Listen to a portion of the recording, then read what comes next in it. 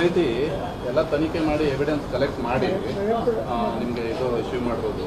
ಕುಮಾರಸ್ವಾಮಿಗೆ ಭಯ ಶುರುವಾಗಿದೆ.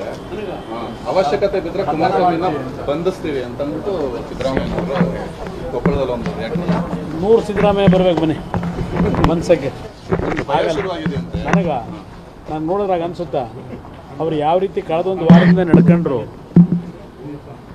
ಜನ ಕಣ್ಣಾರೆ ನೋಡವ್ರೆ ಯಾವ ಥರ ಅವ್ರು ನಡ್ಕೊಂಡಿದ್ದಾರೆ. ಮಾಡಬಾರದ್ದೆಲ್ಲ ಮಾಡಿ ಇವತ್ತು ಸುಳ್ಳು ಹೇಳ್ಕೊಂಡು ಇವತ್ತು ರೆಕಾರ್ಡ್ಗಳು ಕಣ್ಣೆದುರಿಗಿದೆ. ಆ ರೆಕಾರ್ಡ್ಗಳು ಮೈಸೂರಿನ ಆ ದಾಖಲೆಗಳಿದೆಯಲ್ಲ, ಮೂಢ ಆಸ್ತಿ ತಗೊಂಡೋಗಿ ನಾನು ಹೆಂಡ್ತಿದ್ದು ನನ್ನ ಬಾಮೈದಿಂದು ಅಂತ ಹೇಳಿ ಈ ಥರ ಬಂಡತನ ಕರ್ನಾಟಕ ರಾಜ್ಯದ ಇತಿಹಾಸದಲ್ಲಿ ಯಾವ ಮುಖ್ಯಮಂತ್ರಿಗಳು ಇಂಥ ಬಂಡತನದಲ್ಲಿ ನಡ್ಕೊಂಡಿಲ್ಲ.